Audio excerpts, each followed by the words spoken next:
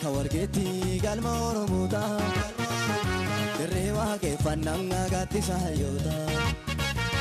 Odaa bakka wargeetti galma Oromoota dirree waaqeffannaa gaaddisa hayyoota.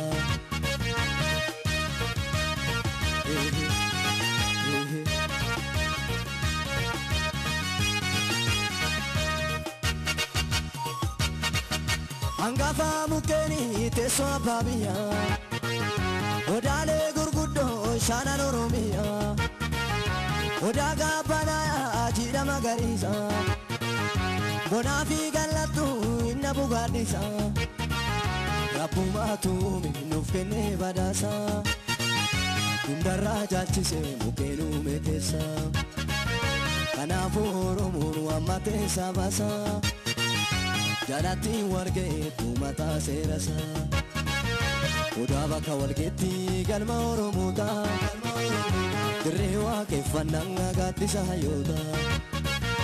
Odaa bakka wargeetti galma Oromoota dirree waaqeffannaa gaaddisa hayyoota.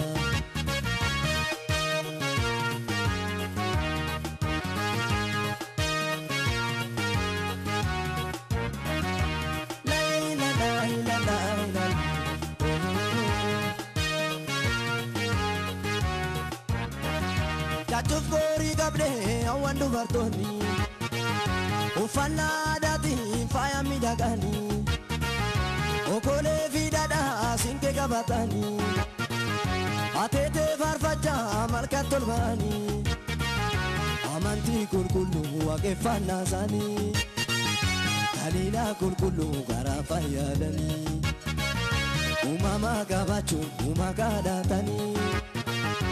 Umama kabachuun uumaa kadhatanii Odaa bakka wargeetti galma Oromoota dirree waaqeffannaa gaaddisa hayyoota. Odaa bakka wargeetti galma Oromoota dirree waaqeffannaa gaaddisa hayyoota.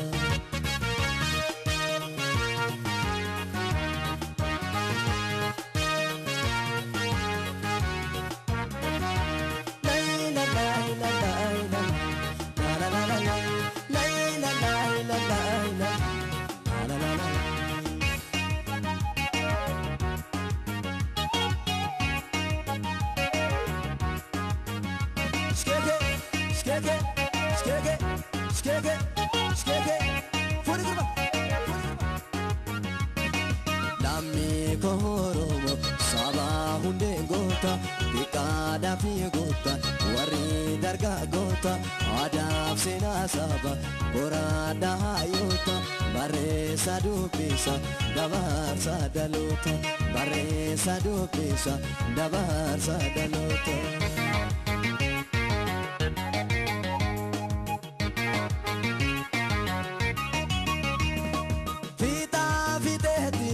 Ulfina bota fayyale sarapi dalotu mangota yomi yundagatu senani adata yomi yundagatu senani adata yomi yundagatu senani adata.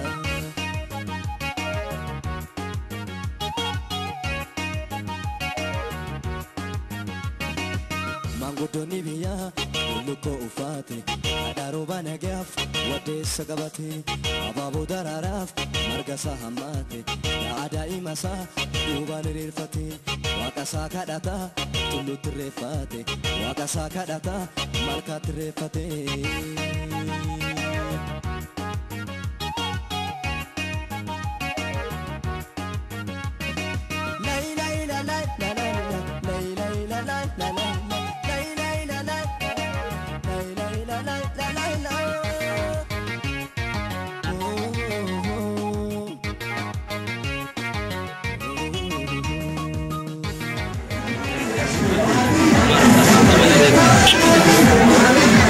Thank you.